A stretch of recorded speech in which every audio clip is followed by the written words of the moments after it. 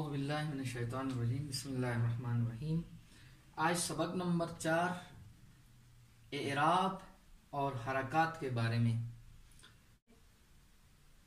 कुरान मजीद की किराअत और कुरान मजीद के तलफ़्फ़ुज़ और रूखानी रवानखानी के लिए एराब और हरकत निहायत ही अहम है।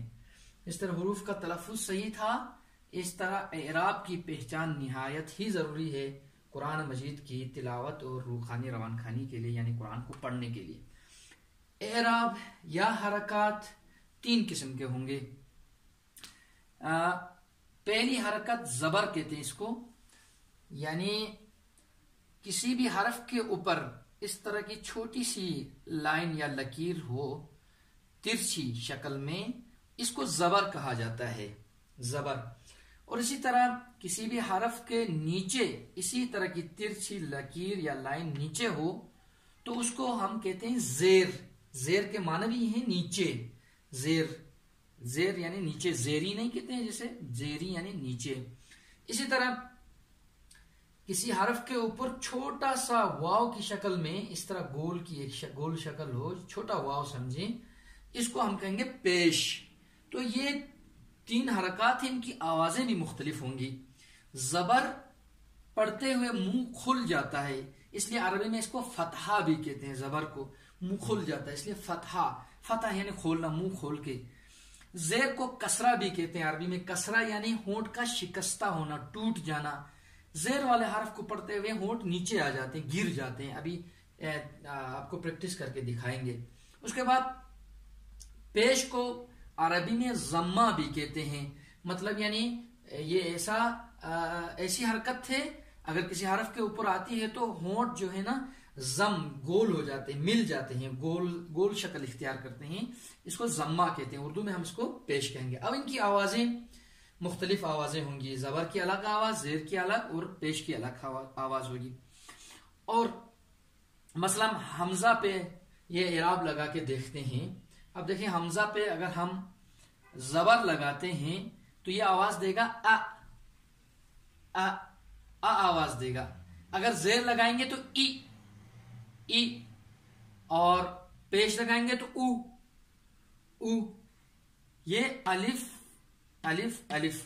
याद रखें, जब भी अलिफ पर हरकत हो, चाहे ज़बर हो, चाहे ज़ेर हो, चाहे पेश हो, वो अलिफ नहीं रहता, वो हमजा बन जाता है। समझे? इसकी आवाज और इसकी आवाज बिल्कुल एक है। हमजा ज़बर आ, हमजा ज़ेर ई, हमजा पेश ऊ।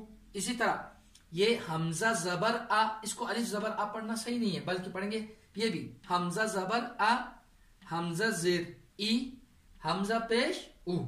अब देखें यही हुरूफ फिर तहज्जी आपके सामने हैं, इन पे हम मुख्तलिफ एराब, ये तीनों एराब लगाते हैं या हरकत लगाते हैं, उनकी आवाजें देखें बदल जाएंगी।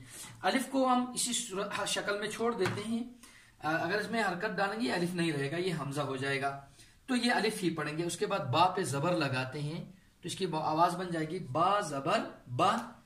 बा नहीं पढ़ना है, बा भी नहीं पढ़ना, बल्कि बा ज़बर बा।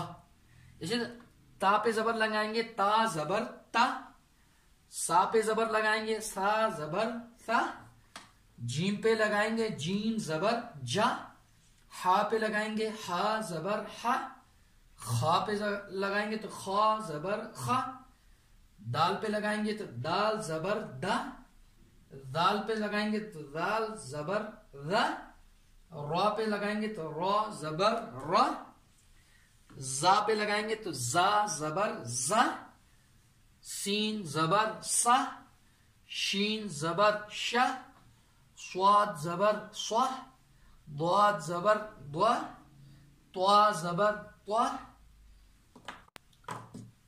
द्वा ज़बर द्वा, ज़्वा ज़बर ज़्वा, आइन ज़बर आ, गाइन ज़बर गा, ये भी नुक्ता है इधर, और फा ज़बर फा, कौफ ज़बर कौह, कैफ ज़बर कह, लाम ज़बर ला, मीम ज़बर म, नून ज़बर न, वाव ज़बर वा, हा ज़बर हा। ये हमजा ज़बर आ, हमजा जबर आ, या जबर या। ये जबर की बात थी, जिसको हम फतहा भी कहते हैं। अब देखें, बा जबर बा, मुंह खुल जाता है, फतह फुल बा। बा आप प्रैक्टिस करेंगे, बा करेंगे, जो ही बा करके खत्म करते हैं मुंह खुल जाता है। बा जबर बा, बा। ता जबर ता, सा जबर सा, मुंह खुल जाता है। ये हो गया जबर। अब हम जेर लगा के चेक करते हैं फिर आवाज कैसे बदलती है। अब जेर लगाते हैं, देखें, जेर लगाएंगे इस इन्हीं हरूफ पे। अलिफ को हम ऐसे ही छोड़ देंगे, बा पे जेर लगाते हैं। अब देखें, जेर या कसरा जिसको अरबी में कहा जाता है, बा जेर बी। अब प्रैक्टिस करें तो आपको अंदाजा होगा, होंठ नीचे की तरफ आ जाते हैं, टूटे हुए होंठ लगते हैं। बा जेर बी, बी नहीं पढ़ना है, बी भी नहीं पढ़ना है, बल्कि बा जेर बी। ता जेर ती, सा जेर सी, जीम जेर जी, हा जेर ही, खा जेर खी, दाल जेर दी, दाल जेर री, रा जेर री, जा जेर जी, सीन जेर सी, शीन जेर शी, स्वाद जेर शी, ضاد जेर दी, त्वा जेर ती, ज़ा जेर जी, आइन जेर ई और गैन जेर गी। इस तरह फा जेर फी, कॉफ जेर की, कैफ जेर की, लाम जेर ली, मीम जेर मी, नून जेर नी, वाव जेर वी, हा जेर ही, हमजा जेर ई, जैसे इधर पढ़ा था। इधर या जेर यी, या जेर यी। ये कसरा या जिसको हम जेर कहते हैं, कसरे की बात।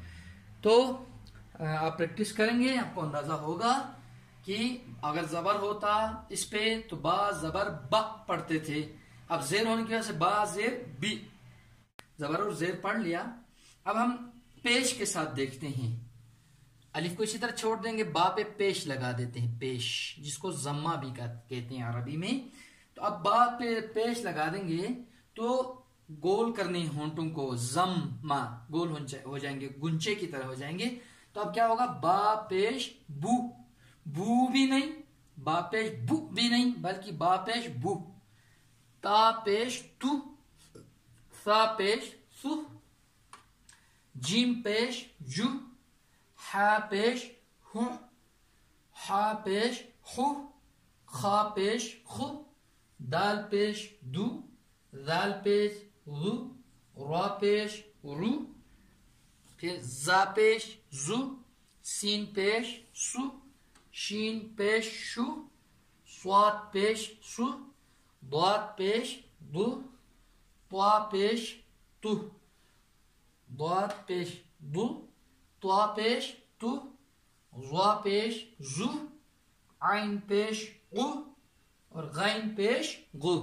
अब देखें, फा पेश फु, कॉफ पेश कु, कैफ पेश कु, लाम पेश लु, मीम पेश मु, नून पेश नु, वाव पेश वु, हा पेश हु, हमजा पेश उ, या पेश यू। ये पेश वाली हरकत, इस हरकत में होंठ गोल हो जाते हैं और वाव की सूरत वाली आवाज निकालनी हमने। अब एक बात आपको थोड़ा इशारा किया था, फिर आपको बता दूं, वो ये कि अलिफ के बारे में। अलिफ जब बगैर किसी हरकत के होता है तो उसको अलिफ ही कहते हैं। उस सूरत में ये अकेला नहीं पढ़ा जाता, बल्कि अपने से पहले वाले हर्फ के साथ मिलकर अलिफ पढ़ा जाता है। अब इधर देखें, ये मिसाल, ये अलिफ है, इसको हम ना आ पढ़ सकते हैं, ना ई पढ़ सकते हैं, ना ऊ पढ़ सकते हैं। हरकत ना हो, हरकत हो तो हमने बता दिया जबर हो जाएगा, सॉरी हमजा हो जाएगा। हरकत होने की सूरत में ये हमजा पढ़ा जाएगा। जबर जेर पेश हो तो हमजा जबर आ, हमजा जेर ई, और जैसे इधर पढ़ा हमजा पेश होगा। लेकिन ये अकेला हो और इस पर कोई हरकत ना हो तो ये पढ़ा नहीं जाता, बल्कि पढ़ने के लिए इससे पहले वाले हरफ के साथ इसको मिला के पढ़ेंगे। मिसाल मीम हमने पढ़ा था, मीम की आधी शक्ल या